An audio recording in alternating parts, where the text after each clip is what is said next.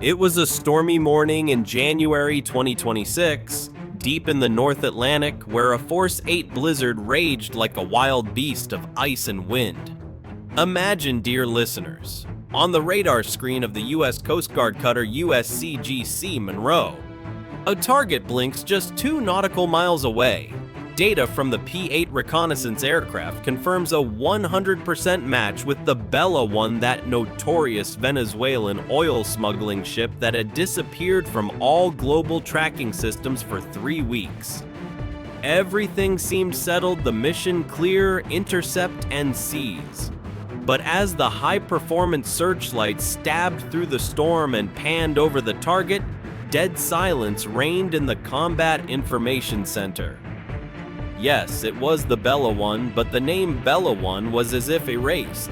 Instead, Marinara was emblazoned in fresh paint, and at the top of the mast, the Russian flag fluttered defiantly.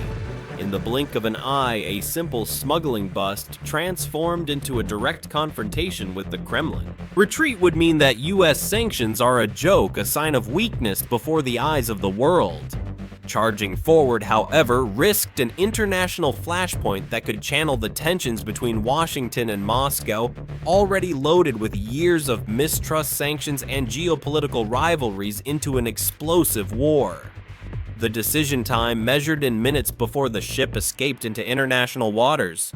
No room for error, just raw hatred between superpowers simmering here on the high seas. Stay tuned until the end of this gripping narrative to understand why the US Navy didn't fire a single shot yet destroyed the entire Russian-Venezuelan oil smuggling network at the root. A chess move that left the Kremlin speechless, a masterpiece of gray zone warfare that lifted the long-standing enmity between the USA and Russia. Think of the Ukraine crisis. Arctic rivalries, and Putin's alliance with Maduro to a new level of malice.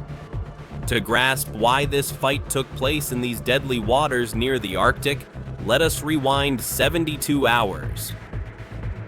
After the operation to arrest former President Maduro, Washington ordered a total cutoff of the oil money, keeping the remnants of the Venezuelan regime alive.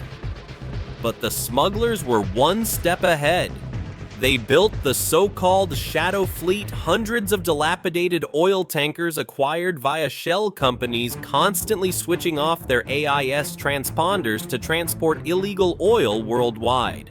The Bella One was one of the wiliest old foxes in this fleet, a symbol of the desperate malice of a regime resisting the imperialist USA by pacting with Russia, a country itself suffering under sanctions and viewing Venezuela as a bulwark against the West. Normally, Venezuelan oil would flow through the Caribbean into the Atlantic, but this route was now under the iron control of US Southern Command, where patrols lurked like sharks. So they chose another path north into the icy waters near Iceland, where they relied on the weather and gaps in surveillance.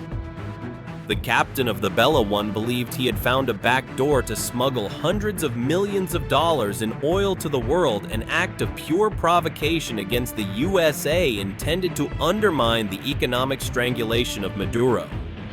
Simultaneously, a US satellite detected a Yasen-M class attack submarine diving from a Russian northern base. Pentagon analysts thought it was a routine patrol, but when National Reconnaissance Office satellites located an unusual heat signature in the North Atlantic, the data flowed immediately into the US Navy's tactical network. From the Keflavik base in Iceland, a P-8A Poseidon launched and flew directly into the eye of the storm. Using synthetic aperture radar, it penetrated the blizzard, confirming a 100% match with the profile of the Bella One. The coordinates reached the USCGC Monroe, which raced toward the target at top speed, 30 knots through roaring waves. They thought they were snapping up a defenseless smuggler, but as the Monroe got closer, the situation tipped dramatically. The Monroe's passive sonar system suddenly lit up. The Russian submarine wasn't patrolling far away. It was lurking silently and secretly just 5 nautical miles from the tanker, like a ghostly guardian. And the shock didn't stop. As the searchlight panned over the hull, the name Bella One was gone instead. Marinara, and the Russian flag. A bold chess move by Russia, having relabeled the ship during the blizzard and protected it with heavy escorts. The USA wanted to herd a sheep into the pen, but now they were staring into the eyes of a wolf pack. The Marinara now radiated extreme self-confidence, implicitly threatening, "This ship is under the protection of the Russian Federation. Keep your distance or bear the consequences." The direct attack option collapsed. The USA couldn't sink the tanker without risking a torpedo exchange with the Russian nuclear submarine, which would turn the enmity marked by cyber attacks, espionage, and proxy wars into an open conflict. They needed a smarter, more devious approach to break this alliance, an alliance born of mutual hatred for the West, where Maduro saw Russia as a savior and Putin used Venezuela as leverage. Dear listeners, imagine you are the captain of the Monroe staring at a nuclear submarine. Would you charge ahead or back down? Write in the comments, type 1 for attack, 2 for retreat. I am curious about your decision. Could that be the spark that ignites World War III? From 700 feet deep, the Yasen-M submarine suddenly sent an active ping, a powerful sonar pulse revealing its position to signal challengingly, "I am here and conducting legal international patrols. Do you dare touch me?" Russia played the ambiguity card masterfully. The submarine was there but denied escort duties. The surface ship hoisted the flag to prevent approach. A US attack would make the USA the aggressor. But the US Navy found a weak spot in the opponent's armor. While the P-8 circled above its high-resolution electro-optical camera system captured a tiny but crucial detail on the stern of the Marinara. Although the name and flag were changed, the IMO number remained stamped into the steel 9234567. The intelligence system cross-referenced immediately it belonged to the Bella one registered in Panama. The proof Marinara was fake, the Russian flag a camouflage. In the command center, Captain Monroe received the order from the commander of the US Second Fleet, start Operation Decoy. The USA knew that the Russian submarine's primary mission wasn't the protection of an oil barrel, but protection against major military threats. They exploited this doctrine to create a gigantic phantom. 50 miles east, another P-8 Poseidon inconspicuously dropped a series of new generation sonar buoys. These emulated the characteristic sounds of a carrier strike group at high speed, propeller noise of an aircraft carrier, the water cutting of Aegis destroyers. Deep under the sea, the Russian submarine's passive sonar caught the signals. The computer alarmed, US main forces approaching from starboard. For the Russian captain, this was a strategic threat. Instinctively and according to protocol, he left the tanker's escort position to intercept the Ghost Fleet. The Marinara now drifted defenseless in the ocean like a fish on a cutting board. But the USA didn't rush blindly. They launched the second strike, the checkmate. Captain Monroe contacted the Russian Ministry of Defense via diplomatic channels with a cold ultimatum. We are advancing on the Marinara at coordinates, inserted fake coordinates. This ship flies the Russian flag, but the IMO number 9234567 on the hull confirms it is the Bella 1 Panamanian nationality. We request Moscow to confirm is the Russian Navy issuing illegal flags to foreign ships to evade sanctions. That was a merciless diplomatic chess move. The USA forced the Kremlin into a corner. Confirmation would mean Russia admits before the UN Security Council to operating a smuggling network and protecting international criminals, a political suicide that would deepen Russia's isolation amidst sanctions regarding Ukraine and Arctic disputes. Denial saved face but sold out the ship and crew. 3 minutes of crushing silence passed. Finally, the Russian answer came, brief and cruel as expected. The Russian Navy has recorded no activities at these coordinates. Any ship there does not represent the Russian Federation. The pawn was sacrificed. As soon as the denial arrived, the green light came. First, the Monroe activated its electronic warfare system, jamming all satellite communications of the Marinara. The tanker was blind and deaf, isolated from the world. Then the MH-65 Dolphin helicopter hovered above dropping entanglement nets directly in front of the bow, ultra-strong synthetic ropes wrapped around the propellers, forcing the bulk carrier 200 meters long, 50,000 tons to a halt. The engines roared in vain before falling silent. The LED special team rappelled down, but instead of shooting, they threw flashbangs and activated the LRADA high-frequency sound beam, causing intense ear pain without permanent damage.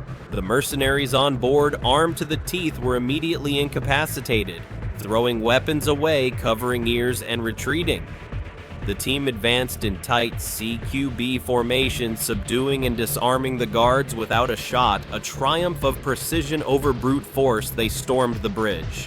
The Russian captain tried to barricade the door, but American hydraulic breaching tools cracked the steel locks in 10 seconds. During the search, a shocking truth was revealed. The oil tanks were almost empty. The Marinara was not transporting oil to Venezuela, but was en route to West Africa to load weapons and secret missile components in exchange for oil for the old regime. A scandal exposing the Maduro-Putin alliance as a weaponized conspiracy, feeding hatred of the USA with military escalation. Had the USA focused only on oil, the disappointment would have been great.